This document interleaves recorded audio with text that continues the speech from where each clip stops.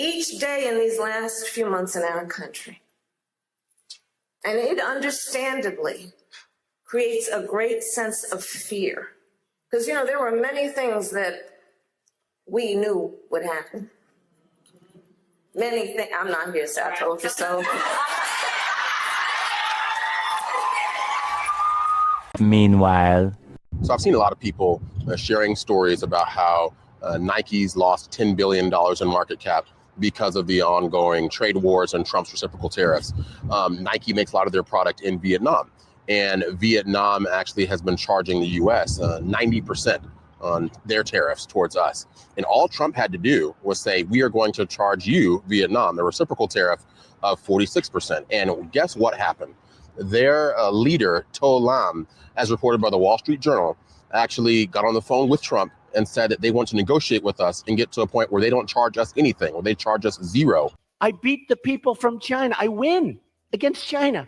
You can win against China if you're smart. They're ripping us left and right. Just take them to McDonald's and go back to the negotiating table. Seriously.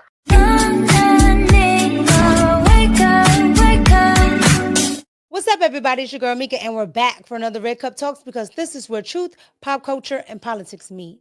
So I want to come on and talk about Kamala, okay? Kamala then popped back up in the media, and she's out here with a message. She said she told us so. However, she doesn't know anything about econ, okay? She barely knows anything about running a country, which is why we didn't elect her to be president. However, she says that she knew all of this was going to go down, and she warned us. You guys got to see it. Watch.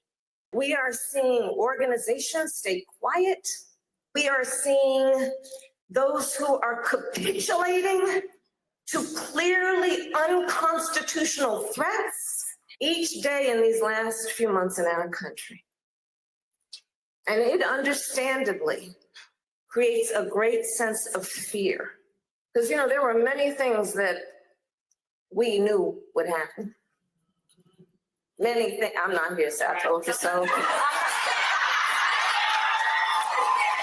All right, so you guys just saw that. You saw Kamala try to slide in there and say she told us so with all that cackling that she does. When I tell you Kamala is a whole fool, mess, clown, that's what she is, all right? And the crazy part is she acts like we don't know it. However, she ought to mind a business that pays her and just go ahead and keep making your money on the speaking engagement circuit. Because Kamala is sitting in places like Wisconsin talking about keeping billionaires out when George Soros spent more money than Elon Musk did. However, you got to go to Abby Phillips for all the hypocrisy, okay? Here's Abby Phillips and team talking about this very thing. And when I tell you Scott Jennings is the savior of that show, Scott Jennings is the savior of that show. Sorry, Abby. Watch. Well, yeah, I mean, elections are ultimately about choices. They aren't, you don't have them in a vacuum. And I would just argue back to Kamala Harris that, I told you so. I agree. I told you so. Donald Trump was going to close the southern border. I told you so. He was going to bring order to immigration. I told you so. He was going to drag this country out of the left-wing cultural ditch and put us back towards more mainstream, middle of the road. You think he's going to last thing? I did tell you so. Now, he's also executing, as you all have acknowledged, his economic agenda, just as he said he was going to do. He's enacting tariffs, and he's asking the Congress to make the tax cuts permanent, and he's unleashing American energy. So I agree. It is I told you so. And about half the country is okay with it, and about half the country voted for it. So it strikes me that this is a healthy level of copium going on right now among Democrats who are telling themselves stories that the people who voted for this are not happy with it. The vast majority, if not everyone who voted for Donald Trump, is some level of happiness ranging from 9 to 10. All right, so you guys seen that. When I tell you Scott Jennings gives them the business over there at CNN, he gives them the business. And they never can come back with something of some substance. They always have to just argue fallacies. Now, on to Donald Trump. Now, the mainstream media has been making it seem like these tariffs are something bad, and that because the stock market hasn't been doing good the past day and a half, that everything is going to be so wrong. The inflation is going to go up. Taxes, prices, all this stuff, when they're just lying and fear-mongering, okay? When I tell you everything is going to course correct, everything is going to course correct. That's why people that voted for Donald Trump are not worried about it. Only the raging liberals, TDS, bald-headed reasoning, all those folks, right? All of those people are out here raging. And before the liberal media can even start up the fear campaign, all of the countries decided they were going to cave. Watch. The leaders of global nations have been spooked by Trump's reciprocal tariffs and have snapped into action, immediately declaring the removal of tariffs on US imports to maintain a friendly relationship with the superpower. Israel was the first country to cave, with Benjamin Netanyahu releasing a statement that said, "Today we cancelled all of the customs duties levied on products from the US, Israel's largest trading partner." Canada, despite the Prime Minister's tough talk, also seems to be willing to take off their tariffs to the US, according to Ontario Premier Doug Ford. Well, we've had this conversation for over the last month. We don't want tariffs. We have another $65 billion worth of tariffs to launch today. That's the last thing we want to do. I guess my question is, why has all of that not already happened? And does President Trump know that you'd be prepared to do that? He knows, and Secretary Lutnick knows that we're willing to take these tariffs off. Vietnam are cutting tariffs on American imports. And Trump's global best bud, Javier Milei, president of Argentina, has hopped on the front foot, scheduling a meeting with Marco Rubio in Washington, D.C. to forge ahead with a trade deal after Trump announced the lowest possible 10% tariff on Argentina. And after talking tough for weeks on tariffs, it seems the UK Prime Minister Keir Starmer may be crowbarred into caving to the demands of Donald Trump. Mr. Speaker, we've been preparing for all eventualities ahead of the confirmation of US tariffs later today. Let me be clear with the House. A trade war is in nobody's interests, and the country deserves, and we will take, a calm, pragmatic approach. All right, so you guys just saw that. You saw Canada, you saw Taiwan, you saw India, you saw UK after all that tough talk. All right, you saw Argentina, and I'm telling you, other countries are going to follow suit. And that is because Trump and these tariffs are a bargaining tool, and it's time for us to get back on track. So I've seen a lot of people sharing stories about how Nike's lost $10 billion in market cap because of the ongoing trade wars and Trump's reciprocal tariffs. Nike makes a lot of their product in Vietnam, and Vietnam actually has been charging the US 90% on their tariffs towards us. And all Trump had to do was say, we are going to charge you, Vietnam, the reciprocal tariff of 46%. And guess what happened?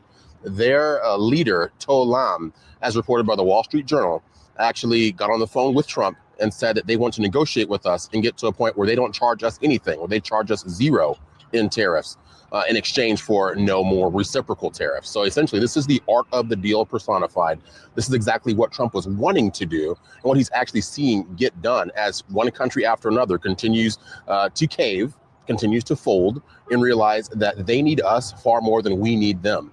And honestly, this news has actually helped to bolster Nike stock. It's been reported that their stock was up almost 4% on this news. So don't fall for the fear mongering that the left is going to push on you and say this is anti-American, anti-America first. Countries are realizing that they need us more than we need them. And that's a very powerful and very good thing. All right, so you guys just saw that. Trump is making everybody come to the table, okay? The art of the deal is on. And I wonder why, because just back in 1996, they saw it exactly the same. I did a live stream on this the other day, but I wanted to throw it in this video because it still makes so much sense. Here's Nancy Pelosi saying the exact same thing. Trumponomics. Here we go. China should not receive most favored nation status for several reasons that I'd like to go into now.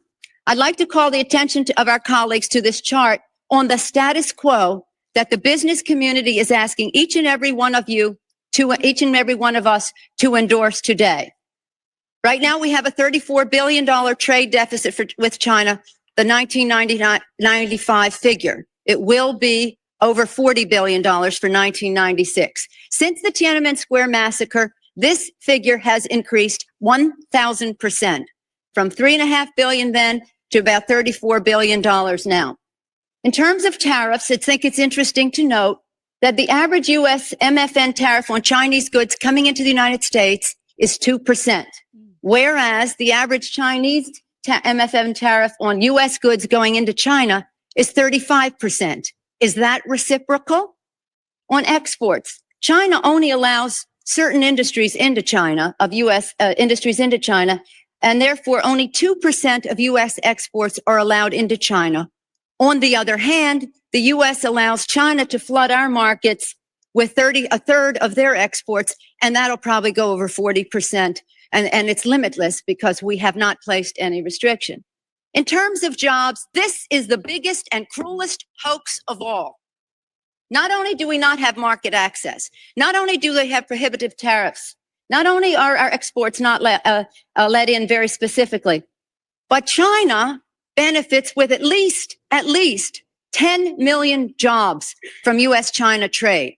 The president in his statement requesting this special waiver said that China trade supports 170,000 jobs in the United States, 170,000 jobs, whereas our imports from China support 10 million jobs at least. Our colleagues on the other side of this issue will say the trade with China, exports to China have increased 3 times in the last 10 years.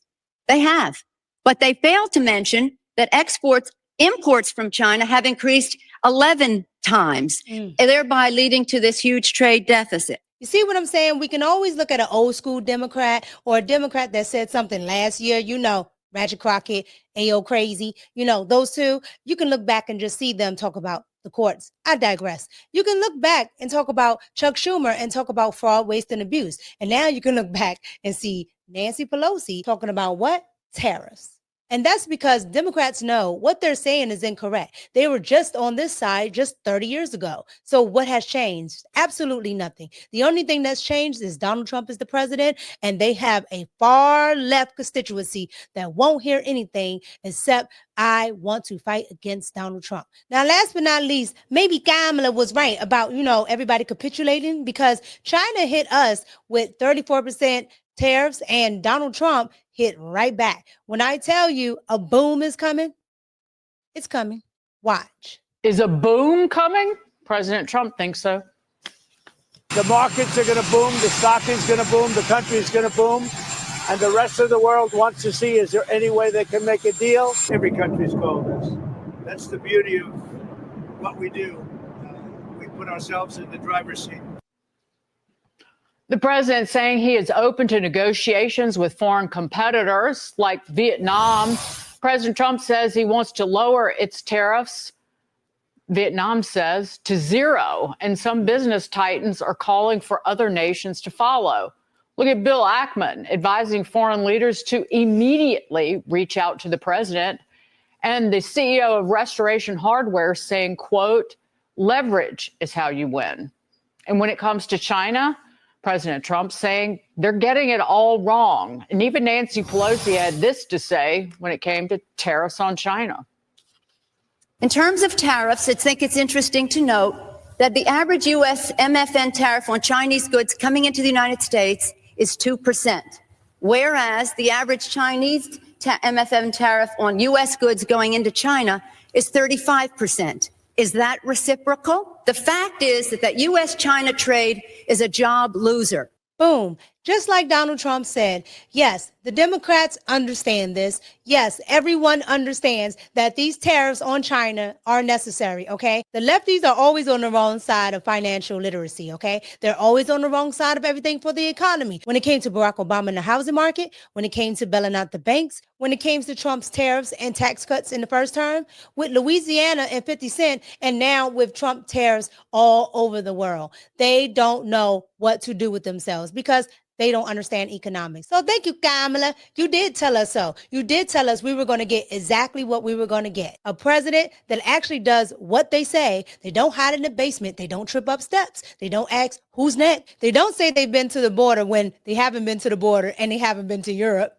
And we got a president that actually works with a billionaire, not just being funded by one and not just being a puppet for one. George Soros, that's them folks over there. But I could be wrong. So you guys get that in the comments, like, comment, and subscribe. And let me know what you think about Kamala telling us, yeah, I told you so. All she needs to tell us is that she's going to stay where she is so we don't be burdened by what has been. We love Donald Trump. We know what's coming. We understand econ. And we don't need no more of them Democratic taxes at all. You guys get that in the comments, like, comment, and subscribe. It's your girl, Mika, and I'm out. Peace.